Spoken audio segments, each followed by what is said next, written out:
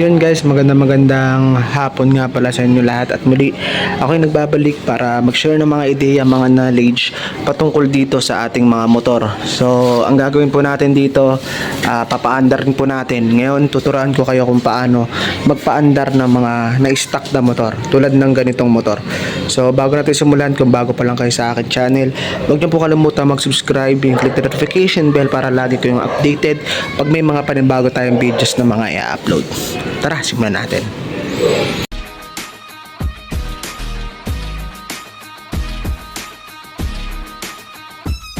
Unang-una guys, i-check natin yung kompresyon ng motor. So, dapat pag kinik mo to, kailangan matigas. Nakatanggal na rin pala tong ano. Yan, kailangan matigas to. Ngayon, pag matigas yan, nakikik naman, ibig sabihin yung compression nito okay na okay. 100% okay na okay, no? So, try natin. Yan.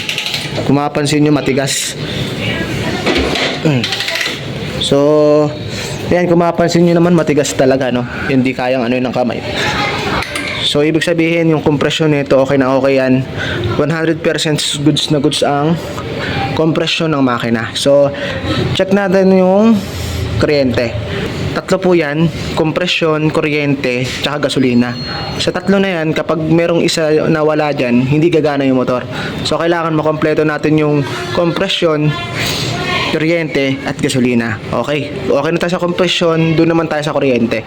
So, sa kuryente, ang chinecheck dyan, stator, regulator, CDI, ignition coil, wiring, tapos yung susisian, tsaka yung fuse. So, check muna natin. Ito yung ignition coil. Buksan dito, nakalagay yan guys, oh. Na ganyan yan eh. Nakapasok yan dyan. Hindi ko alam bakit nakatanggal. Tapos, pag natanggal nyo na yan, ito, idikit nyo sa makina. Kailangan meron kayo makikitang spark. Buksan natin yung susisian. Wala pa lang ano yan. Walang ilaw. Pero, dapat meron pa rin dapat yung kuryente na dumadali dun sa makina. So, check natin. Dapat merong spark. Spark. Parang wala. Okay. So, kung mapansin nyo, wala. Isa pa. Dapat merong spark. Kung mapansin nyo, walang spark yung ignition coil. So, ang gagawin natin, babaklasin natin to. Check natin yung fuse. Kasi wala kasing ano eh, oh. Wala ring ilaw. So, check natin yung fuse. Tapos yung battery. Tapos try po natin ulit kung may magkakaroon na ng kuryente. So, ayan guys, balik tayo. So, ayan, binaklas ko na yung upuan. Tapos yung cover ng baterya. Tsaka yung tangke. So, ang sunod natin gagawin, check natin yung fuse kung putol na o hindi pa. Check natin. Okay. Kung makapansin nyo, buo pa yung fuse. So, ibig sabihin, walang problema sa fuse. Check natin yung battery kung merong power. Gamit kayo ng test light. Gamit lang kayo ng test light. Kabit natin to sa negative. Yung clip. Tapos itong isa, kabit natin sa positive. Kailangan iilaw. Yan. Kung mapansin nyo, walang ilaw. So, bakit nga ba yung lobat? Siguro baka may nagkakaproblema sa charging system. So, papalitan natin to ng baterya. Pero i-check muna natin yung charging system kung bakit to nalobat. No, ang gawin nyo lang, itong clip ilagay nyo dito sa ground. All metals ng motor, lahat yan ground. So, ang gawin nyo, kahit hindi nakapatay yung motor, kahit nakapatay, pag dinikit to sa kulay pula, tapos pag pinadyakan, pag umilaw yan, ibig sabihin, ayos yung charging system. Walang problema. So, padyakan natin. Yan, kung mapapansin nyo, merong ilaw. So, isa pa. Wala. Yan. Kung mapapansin nyo, merong ilaw, no? Malakas pa. So, ibig sabihin, yung charging system nito, walang problema. So, ang gawin natin,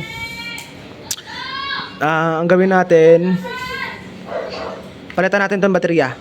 Tapos, punta tayo dito sa my CDI kung merong nagsusupply ng 12 volts. Kasi once na walang nagsupply ng 12 volts dito, talagang hindi gagana yung pinaka kuryente yung ignition coil. So, okay na tayo sa stator, regulator. Dito tayo sa baterya.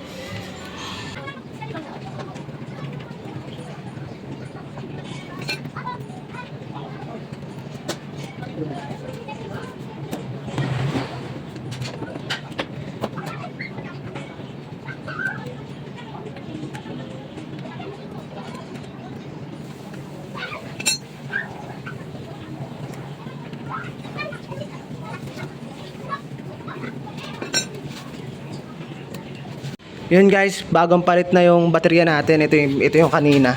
So parehas na parehas, no? Bali 1229 BS. Same na baterya lang. 1259 ay 12 and 9 BS. So same lang sila. So testing natin to. Kanina wala, ngayon try natin.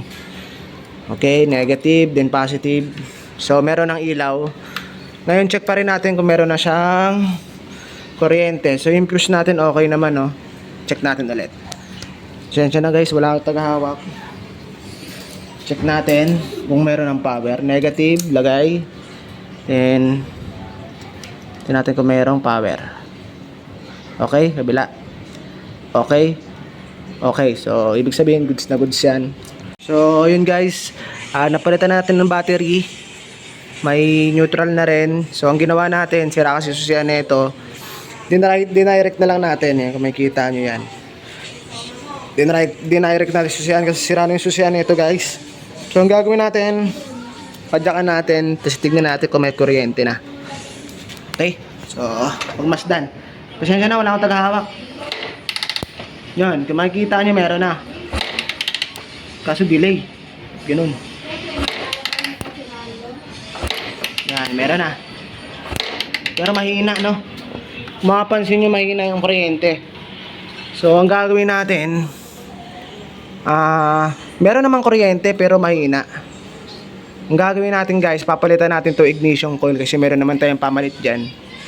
Try natin itong palitan para tignan natin kung malakas yung ano niya, kuryente. Okay, tsaka makalawang na rin pati. Try natin palitan. Let's go. Yan guys, so gagawin natin, papalitan natin ng bago para makita natin kung okay na yung kuryente niya. So, palitan natin. Sige. Bigyan mo na itong ginagawa ko.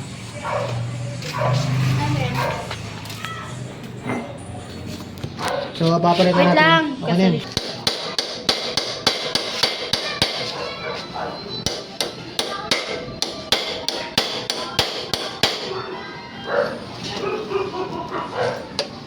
hindi sa kaya, hindi po kanya.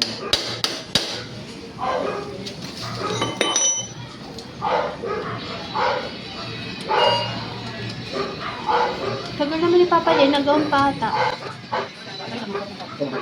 Hindi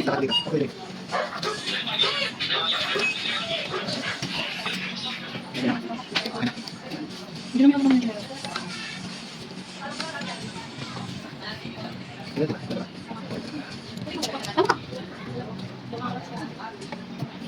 Hindi may wifi ng hero ka mo. Kaya nga, bakit pa? Ulan sa'yo, napakainit. Yun guys, so tignan natin kung medyo malakas yung kuryente niya. Ang gawin natin, tapat natin to dito. So dito babe, titigan mo. Tignan natin kung may kuryente. Lalabas. Yan, lakas. Napakita na. Yan. Kung makikita nyo guys, lumakas na yung kuryente. So ang sunod natin gagawin guys, total lumabas na yung kuryente. Napalitan na natin ng ignition coil. Tapos ng battery. So may panel na rin doon. So gagawin naman natin, lilinisan natin tong carburetor kasi 3 years nga tong ina-stock. Kaya kailangan to linisan, no? Malinis man o hindi, pero kailangan natin baklasin yan. Okay? So baklasin muna natin. Yun guys, bali yan, lilinisan po natin ang karburador, babaklasin po natin sa motor. So hindi ko na po ipapakita ang pagbaklas ng karburador dahil meron po tayo sa YouTube account natin kung paano po magbaklas ng ganitong diaphragm carb. Madali lang ito mga bro, basta't sundan nyo lang po ang ating tutorial. Yun guys, bali yan, kinabit na natin yung karburador. So nilinisan natin yan, kinabit natin yung karburador, tapos sasalingan natin ng langis. So, tatry natin kung okay na. Babali yung filter. Ayan yung filter, no? Lilinisan natin yan. Di ko muna kinabit. Pansamantala. At yan, tatry natin. So, ano tayo? Sali natin ng gasolina. Gawa tayo ng ano. Yung tangke kasi, may problema rin yung tangke, guys. Yung tangke, makalawang. So, lilinisan natin. Gagawa na lang tayo ng, pansamantalang lagayan ng gasolina para malaman natin kung okay na, gagana na yung motor. So butasan natin to, tanggalan natin to dito, iwaan natin yan para masalina natin langis. Okay guys, yan, salina natin langis. Patry natin ngayon kung under na. Guys, nilagyan na natin siya ng nag-DIY tayo ng lagayan ng gasolina para malaman natin kung okay na yung ating motor. So tingnan natin kung gagana na. So sabi ko nga, tignan natin yung compression ng makina. Pangalawa yung kuryente. Nakita nyo naman may kuryente na kanina. Sunod yung gasolina. Siyempre yung carb. Pag gasolina, ano ba i-check natin pag gasolina? Check nyo yung carb nyo. Kung malinis, madami pa, o may bara, o wala. Tapos yung hose. Yung fuel line. Tapos yung tangke. Tulad nun, yung tangke na yun, medyo makalawang na. So, yan. Yan yung mga i-check natin kapag mapapagana tayo ng mga matatagal na motor, matagal nang na-stock na motor. So try natin. Hindi natin gasolina. Sensya na, wala kang tagahawak eh. Yung tagahawak. So lagyan natin ng gasolina. Sana hindi tumagas.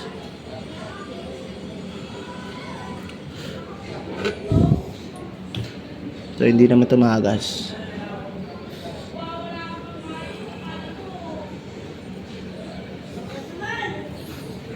Okay, padyak natin.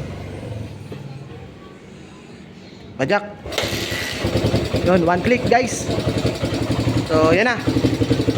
Mandan rin yung motor, no? Tahimik pa yung makina. So, yan, mandar na.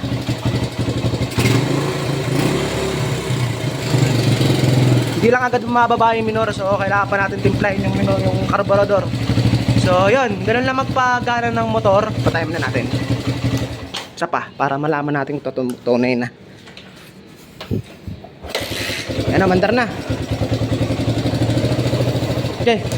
So, yan. Ganun lang po magpagana ng mga na-stock na motor. So, yan. Sabi ko nga sa inyo, check nyo muna yung compression. Sunod, yung wiring, yung kuryente. Pangatlo, yung gasolina. So, yun nga, sabi ko nga, pag compression, ang nyo, yung kick, dapat matigas to. No, pero kung kaya ng kamay nyo, talaga may problema sa compression. Yun yung una nyong gagawin. Sunod, kung sakali man na okay na yung compression, tetesting nyo yung kuryente. So, sa kuryente, may mga wiring components yan na dapat natin i-check. Tulad ng stator, regulator rectifier, battery, fuse, ignition coil, susian, at meron pang mga iba na simple lang pero kailangan natin siyang i-check. So, pag okay na yung wiring, pag okay na yung compression, pag okay na yung kuryente, punta naman kayo sa gasolina. No, kung sakali man na okay na, yan, mapapagana nyo na yung motor. So, ganun lang po kasimple magpagana ng mga stock na motor. At sana'y meron kayong natutunan sa ating YouTube account, sa ating vlog ngayong araw. At sana'y wag po kayong magsasawang sumuporta sa ating account. At sa mga baguhan pa lang na ngayon pa lang napadalaw at mahilig sa mga ganitong video, please subscribe na po kayo and click the notification bell para lagi kayong updated pag may mga panibago tayong videos na mga i-upload. So hanggang sa muli, maraming salamat. God bless.